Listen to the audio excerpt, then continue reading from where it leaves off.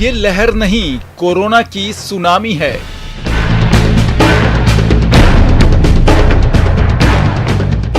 जन अनुशासन की उम्मीद बेमानी है।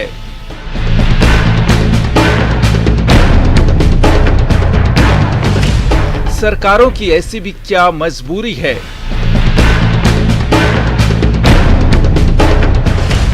लॉकडाउन से रखी 2 गज की दूरी है।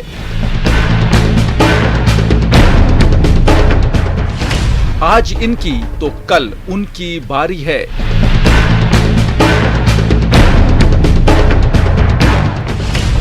तालाबंदी में ही समझदारी है।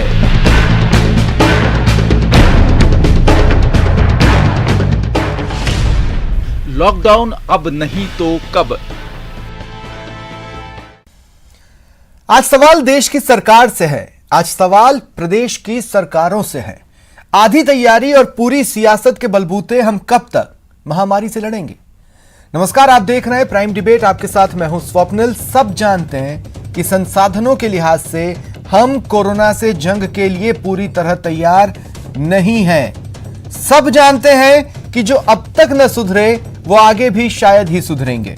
तो फिर किस बात की झिझक? कब तक हम जंग में डिफेंसिव रहेंगे? ऑफेंसिव होने के लिए हम वक्त क्यों नहीं ले लेते?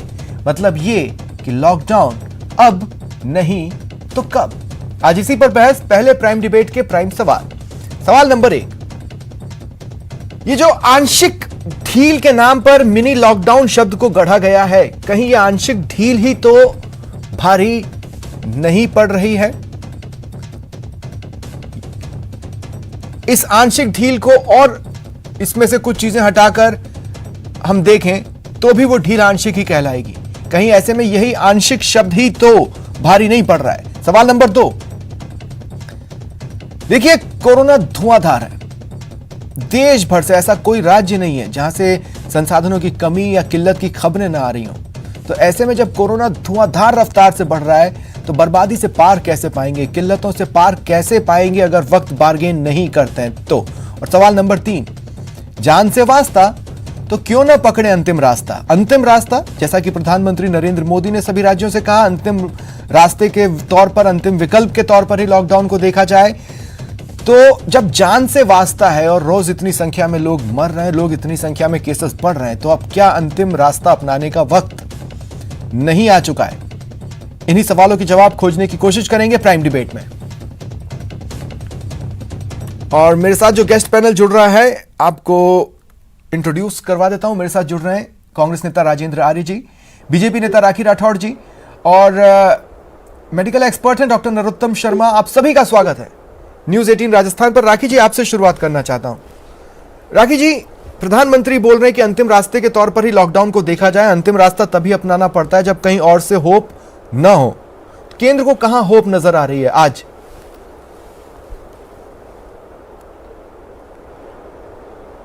देखिए, केंद्र सरकार ने राज्य सरकारों को ये बात की लिबर्टी दे रखी है कि स्टेट गवर्नमेंट की जो पोजीशन हो उस हिसाब से वो डिसीजंस ले सकते हैं। और मुझे लगता है कि आज वो समय आ चुका है जब जनता की, हमारे लोगों की जान बचाने के लिए जो कदम सरकार द्वारा उठा सकते हैं वो सभी कदम उठाए जाने चाहिए। क्योंकि स्वप्निल जी, सबसे मुश्किल काम जो है वो ये है कि पिछले 28 दिनों के अंदर 39% केसेस जो है वो रूरल एरिया से आए हैं। आप जानते हैं कि रूरल एरिया के अंदर हमारा हेल्थ इंफ्रास्ट्रक्चर उतना स्ट्रांग नहीं है जितना शहरों में, और शहरों की स्थिति हमारे सामने है। तो अगर हम लोगों ने लोगों का बाहर आना जाना नहीं रोका, कि जिस तरह से लॉकडाउन को लेकर बताइए, अभी भी इसे अंतिम रास्ते पर रखना है या अब लॉकडाउन अंतिम रास्ते का वक्त आ चुका है?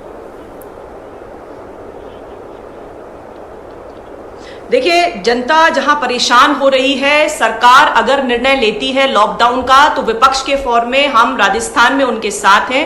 जो निर्णय, जो रोड प्लान राजस्थान सरकार अपने लोगों को बचाने के लिए करे, पिछले साल तो आपने राज्यों पर नहीं छोड़ा था। देश के रूप में जब आपने सोचा तो आपने लॉकडाउन की जरूरत को महसूस किया। अब देश के रूप में जरूरत बताइए ना। मैं तो आपको केंद्र सरकार के नुमाइंदे के तौर पर ट्रीट कर रहा हूं।